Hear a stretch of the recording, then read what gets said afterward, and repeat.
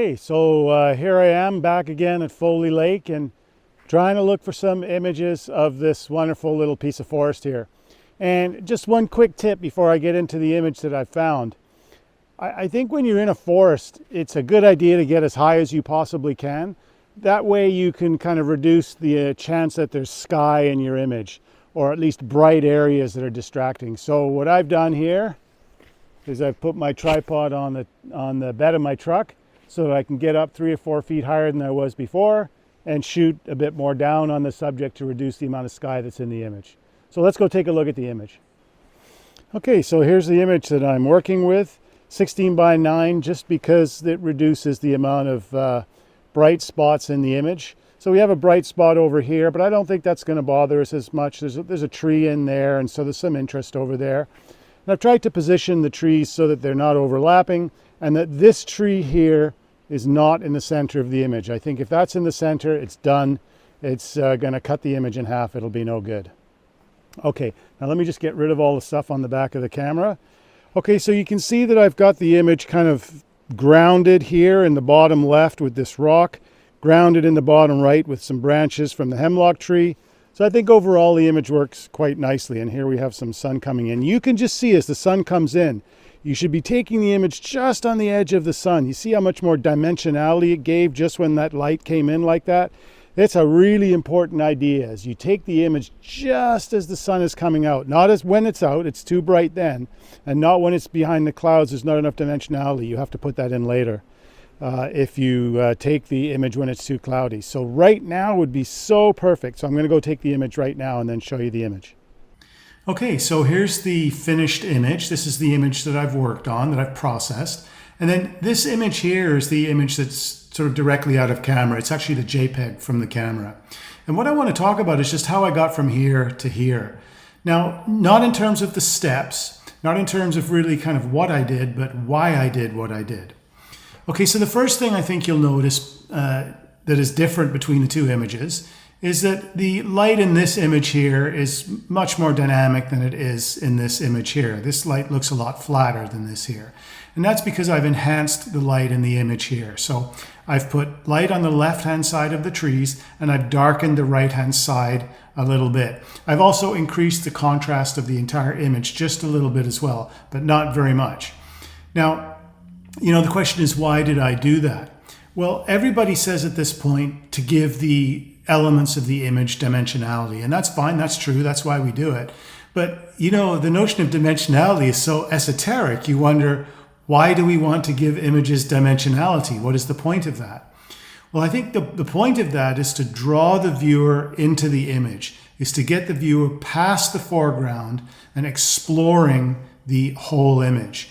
And so that's basically the motivation for treating the trees the way that I've treated them, putting light on the left-hand side and then darkness on the right. It draws you into the forest as a viewer.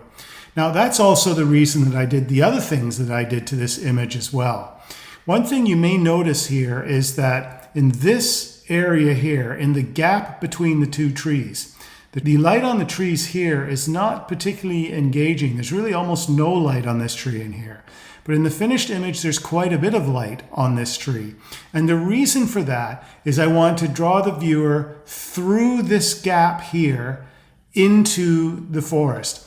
And I felt like light here on this tree would do that. Okay, so that's another reason for putting depth or dimensionality in the image, is to draw the viewer past barriers in the image and to explore the image itself. Now, you'll also notice that I've cropped this image as well. Here you see the rock in the bottom corner and the hemlock tree in the bottom right. And in the field, when I was talking about that, I thought that those things would help the image, that they would ground it and that they would frame it. Now, looking at the image on the computer, I thought, no, actually, that didn't happen. That didn't work. In fact, what this rock does is, because it's a different subject and because it's in the corner, it draws the attention of the viewer to it, and the viewer's eye rests there rather than doing what I'd like the viewer to do, which is to explore the whole forest. And so I've cropped here just past the rock. I've also cropped on the left-hand side of the image. If you'll notice, I've cropped up against this tree here. So I cropped right up against the tree in there. And I did that again because on the edge here we have some branches that are kind of distracting, and they're keeping the eyes of the viewer to the left-hand side or to the edge or the outside of the image. Now I've clearly made some changes in color as well. I find if the color is off, if the color just doesn't represent the subject, or at least what we expect the subject to look like, then I think that's also a bit of a barrier to the viewer as well. It also separates the viewer a little bit from the image. So I've changed the color to try to match what I feel like the forest did look like or should look like, to encourage you to explore the image. Now I've reduced the light here. I said in the field that didn't bother me, and it didn't bother me on the back of the camera, but it is actually bothering me on the computer. So I've cropped up against that tree and I've reduced the light in here as well. But everything is in service of one thing, and that is to draw the viewer into the image and have them take some time with it and explore the image. Now in the field, I wasn't actually certain about this composition. And so what I did is I moved just kind of 2 feet in the back of my truck and I took another photograph. And I want to show you that process now. And just for making the point of how much the feel and look of an image can change with a very, very small movement, especially in environments like forests. So let's take a look at that now. Okay, so I've taken another iteration of this image. I've just moved about 2 feet. It's amazing the difference that you get when you move only a short amount within the forest. I think that's another kind of secret to forest photography, is you don't have to move much to really change the feeling of an image. So here I've sort of put this major tree in the sort of the right-hand side of the image. I think it's too heavy. I don't think it's going to work, but I'll bring it up on the computer and take a look at it and just see whether or not I can, by influencing or manipulating the light a little bit, make the image work. Okay, so here we have this image here. This was the old JPEG out of camera, and then this was the image that had been worked on. Now, I didn't actually even bother working on this image here because I sort of knew immediately as soon as I saw it on the computer that it didn't work. And I think it doesn't work basically for 2 reasons. First, because I've moved closer to this foreground tree, this is now very wide in comparison to the other trees. And so it represents a bit of a barrier. It's kind of a block to the rest of the image. And then also on the right-hand side of that tree, the forest here is kind of empty and chaotic. It doesn't continue on in the way that it does here. So I just thought immediately when I looked at this image on the computer, no, it doesn't work. It doesn't come together as a cohesive whole. And so it's not going to be really a complete image that's enjoyable to look at. So the lesson really there, and I think it's a very important lesson in forests, is just how much a very, very small difference in movement can make. I only moved 2 feet here, to the feel of the image and to the look of the image. So in a forest, I think what you need to do is you need to move very slowly. You need to look very carefully because there'll be minor things that will make quite a big difference to the final image that will be influenced by you moving just a little bit. All right, so back to the show.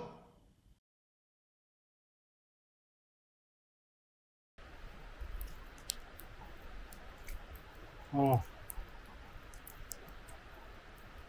that's gorgeous. Valley sausage in Chilliwack, bratwurst. Can't beat it. Well, you can. You can go to Coburg in Germany. That beats it, but not by a heck of a lot. Delicious. Okay, so quick tip for all you guys that come out here in the woods making fires. Don't make the fire like that, okay? Don't make a ring like that if you just want to cook something. I'm just going to show you what to do if you want to cook something, how to build a fire. And I was shown this by somebody that was shown this by natives. So trust me, it works. Okay, so here's the thing to do. You don't want to make a circle like this. What you want to do is direct the air into the fire and make a fire so that you can put a pan on top of it. And or at least rest a sausage on there or something like that and cook it. So first I'm going to get rid of all of the broken glass and the cans and all of that stuff that people leave around in the woods. And then I'm just going to build the fire so that it's easy to cook a sausage or put a pan on the fire to cook some tea or something like that. Look at all this stuff. This stuff is all over this place here. Beer cans, and it's just terrible. But, this is people. Okay, and what we do is we just build a fire like this. Build it along so that it accepts the wind coming in from the direction of the wind. The wind direction is actually this way. So I'm just going to build the fire now around here so that's in the direction of the wind, like this. You know, you'll probably learn more on this channel about making a fire than you will about photography. But I figured I'd just show you this little trick. It's a great trick. I just found 2 twigs. I didn't cut them off trees or anything. They were just laying on the ground. And you put them together like that so that the tips are right where the fire is most intense. And those tips will burn, and they'll continue to burn for quite a while. And you just move them in as they burn, and you can sit there for an hour with a couple of twigs like that, and you have enough heat to make a sausage or make a cup of tea. So very environmentally friendly way of burning a fire. And I was taught that by my father-in-law, who was taught that by natives. So try building a smaller fire. Much better for the environment. Wow, this is good.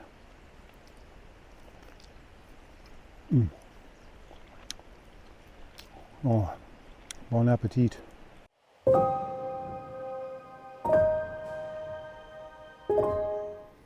Okay, so I've come back to the same image that I was making earlier today, and the light has really improved. I don't know if you can see, but the sun is starting to set right behind where the sort of focal point of the image is. And so that's going to light up the forest. It's going to make the forest look a little bit warmer, a little bit more inviting. So I'm going to take a few images of the forest in a different kind of light, in a warmer, more sunset type light. And then I'll show you those, and we'll compare the shots from now to the shots from earlier today.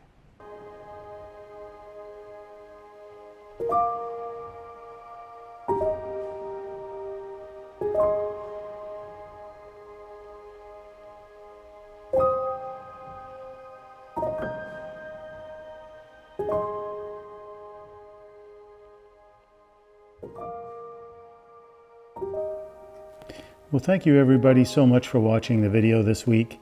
We'll just leave with some images of the forest that surrounds Foley Lake, and then we'll rise up through the canopy to look at the lake itself and Mount Webb beyond.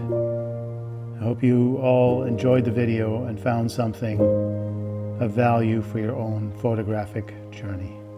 See you in the next video.